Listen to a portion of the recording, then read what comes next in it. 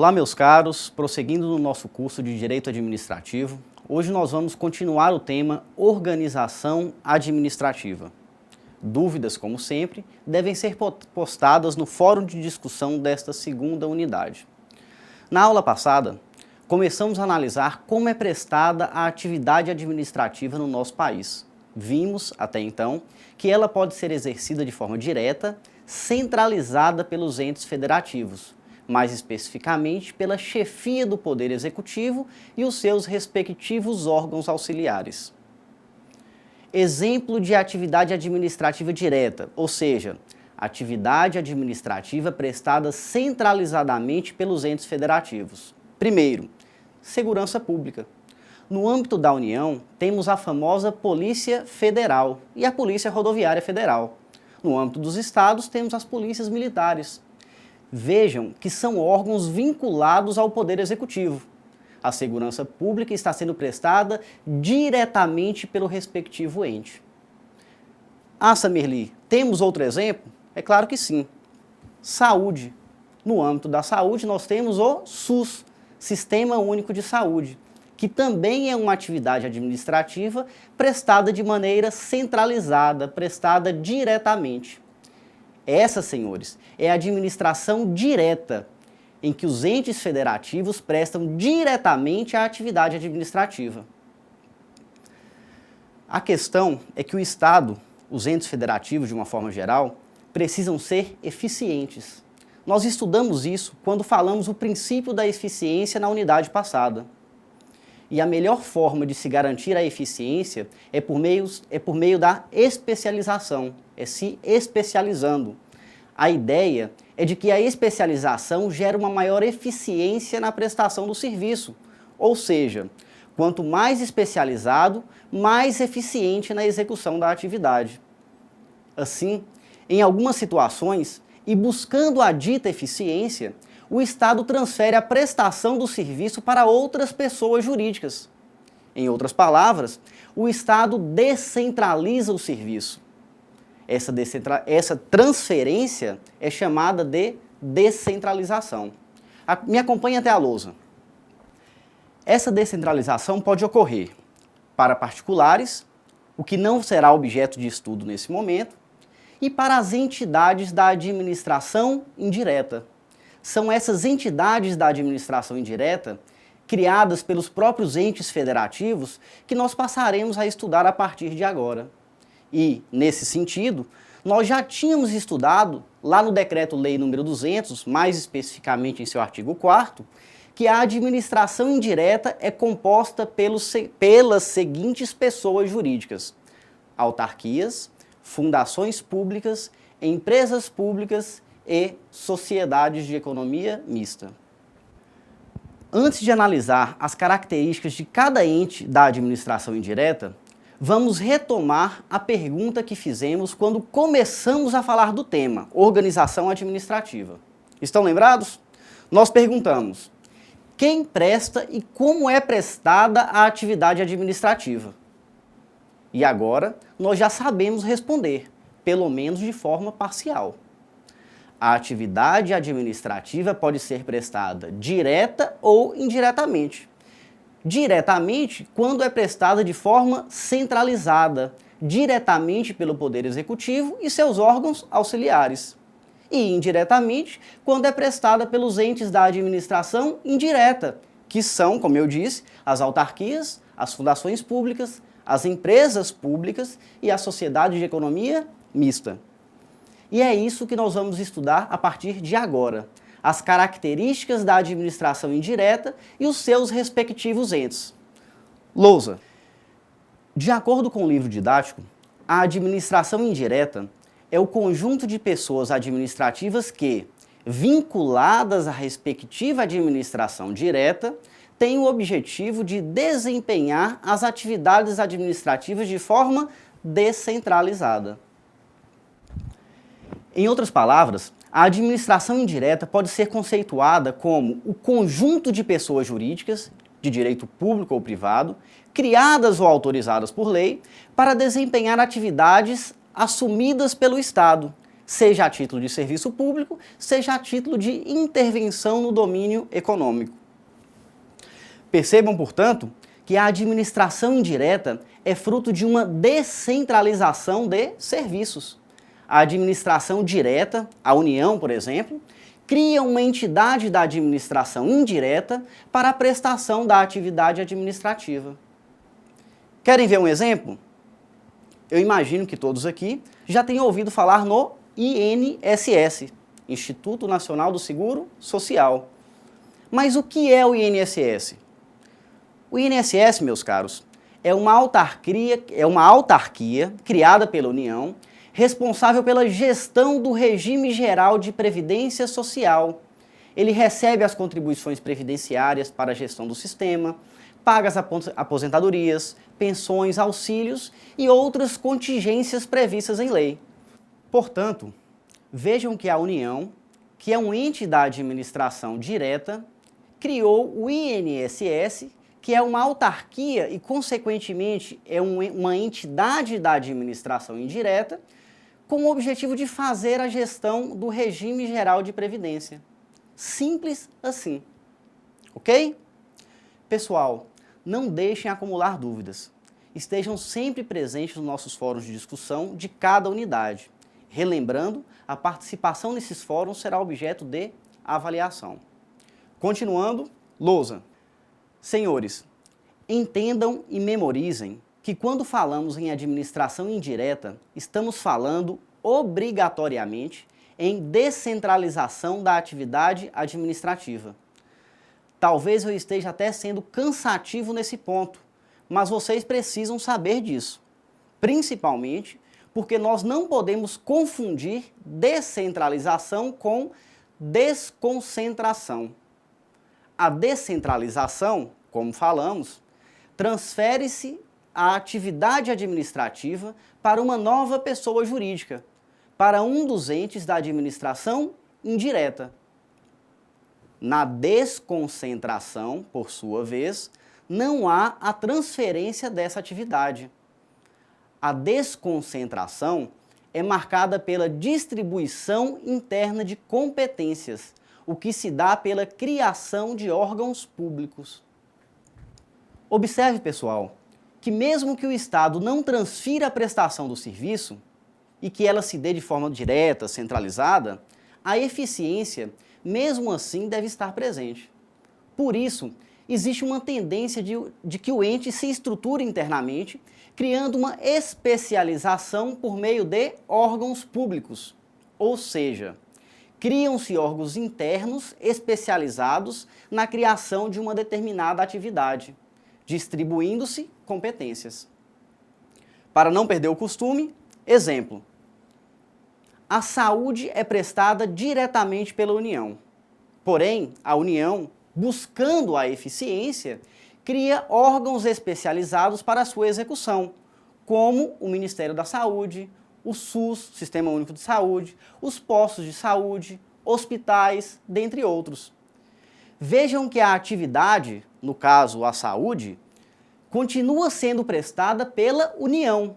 Ela não é transferida para outro ente, mas a União, buscando eficiência, se vale da desconcentração e cria órgãos especializados para prestar diretamente essa atividade. Então, resumindo, primeiro, tanto a descentralização quanto a desconcentração buscam eficiência. Segundo, a descentralização transfere a atividade, já a desconcentração não transfere, apenas cria órgãos especializados de competência, buscando a eficiência. Terceiro, na desconcentração, como não há a transferência da atividade para uma nova pessoa jurídica, dizemos que a estrutura dentro da mesma pessoa jurídica é hierarquizada. Logo, há hierarquia na desconcentração. No exemplo do SUS, que falamos há pouco, percebam que existe hierarquia entre o Ministério da Saúde e os postos de saúde, por exemplo. Os postos de saúde e hospitais, obviamente, estão vinculados ao Ministério da Saúde. órgão hierarquicamente superior. No caso da descentralização, como veremos mais à frente, não há hierarquia, mas tão somente controle de finalidade. Senhores, não confundam desconcentração com descentralização. Isso, com certeza, será objeto de avaliação. Prosseguindo, lousa. Bom, senhores, vamos nos situar aqui na matéria. Nós estamos falando de administração indireta. Abrimos um parênteses para distinguir descentralização de desconcentração. Mas agora vamos voltar. Dissemos que a administração indireta é composta por autarquias, fundações públicas, empresas públicas e sociedades de economia mista. Antes de começar a analisar cada uma dessas modalidades, e para facilitar o estudo, falaremos dos pontos em comum desses entes da administração indireta. Falaremos, portanto, de 4 pontos em comum, que valem para todas as entidades da administração indireta. São eles: primeiro, criação ou autorização por lei específica. Alguns entes da administração indireta, como veremos, são efetivamente criados por lei. Outros apenas têm a sua autorização em lei, mas a criação efetiva depende de inscrição no órgão competente. Veremos isso quando analisarmos cada ente. Segundo ponto em comum. Todos os entes da administração indireta possuem personalidade jurídica própria, possuem CNPJ distinto daquele ente que o criou. Terceiro ponto em comum. Cada ente possui patrimônio próprio, também distinto do ente que o criou. E quarto ponto em comum, que não está previsto no livro didático, refere-se ao fato de que esses entes estão submetidos a um controle de finalidade. A respeito desse último ponto em comum, observem. Quando falamos de controle, estamos falando o seguinte: qual a relação que existe entre o ente criador da administração direta e o ente criado da administração indireta? Vejam um exemplo. A União, ente da administração direta, criou o INSS, que é uma autarquia, como já falamos, e, portanto, é um ente da administração indireta. Qual a relação que existe entre União, ente criador, e o INSS, ente criado? Essa relação entre eles é de controle. A União deve verificar se o INSS está desempenhando as funções para as quais ele foi criado. Essas entidades da administração indireta estão sujeitas a um controle exercido pelo ente da administração que o criou. Esse controle entre a administração direta e a administração indireta é chamado de controle finalístico, ou ainda de tutela administrativa, vinculação ou supervisão ministerial. São expressões sinônimas. Em outras palavras, o ente da administração direta controla se a entidade descentralizada está cumprindo a finalidade para a qual ela foi criada. Por fim, informação extremamente importante. Esse controle não configura hierarquia e subordinação. Isto é, não há hierarquia e subordinação entre os entes da administração direta e os entes da administração indireta. Isso vai cair em prova, será objeto de avaliação. Subordinação e hierarquia, nós já falamos, só existe na desconcentração. Não existe nos casos de descentralização. Leia-se administração pública indireta. Vocês precisam saber as diferenças entre descentralização e desconcentração. Para finalizar a aula, faremos um pequeno resumo do que já analisamos sobre o tema. Vimos que a administração pública pode ser direta ou indireta. Isso quer dizer que a atividade administrativa pode ser prestada diretamente pelos entes federativos ou ela pode ser delegada, transferida. E aí nós estamos falando da administração indireta. Estudamos que a administração indireta é composta por autarquias, fundações públicas, empresas públicas e sociedade de economia mista. E falamos ainda que essas entidades da administração indireta possuem 4 características em comum. Quais são elas? Todas são criadas ou autorizadas por lei específica, todas possuem personalidade jurídica própria, logo, ela não se confunde com o ente que a criou, elas possuem patrimônio próprio e, por fim, 4ª característica comum, elas estão sujeitas a um controle, que é realizado pelo ente que criou essas entidades da administração indireta. Esse controle não se confunde com hierarquia, subordinação. Entendam o que eu vou lhes dizer. Todas essas 4 características se aplicam às entidades da administração indireta, ok? Então, vamos treinar. Venham comigo até a lousa. Questão de prova.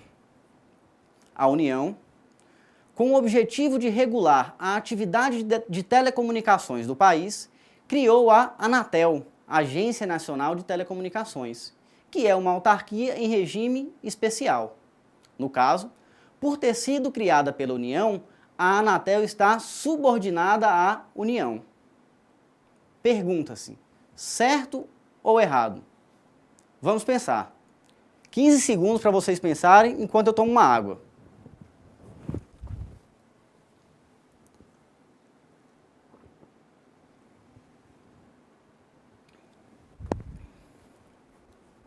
Pronto? Pessoal, vamos entender a questão. Venham comigo novamente na lousa. A União, que é um ente da administração direta, com o objetivo de regular a atividade de telecomunicações no país, criou a Anatel, que é uma autarquia em regime especial. O que a União fez? Ela descentralizou o serviço e criou uma autarquia para prestar essa atividade administrativa de maneira indireta, descentralizada. Até aqui tudo bem. Continuando. No caso, por ter sido criada pela União, a Anatel está, sublinhe, subordinada à União. Existe hierarquia, existe subordinação entre os entes da administração direta e os entes da administração indireta? Nós já falamos. É claro que? Não. Entre os entes da administração direta e os entes da administração indireta existe controle de finalidade. Não há hierarquia, não há subordinação. Esse é um típico exemplo de questão que será cobrada de vocês em nossas avaliações. Muito fácil. Dúvidas, vocês já sabem onde me encontrar. Fórum de discussão desta 2ª unidade. Por hoje é isso, agradeço a atenção e até daqui a pouco.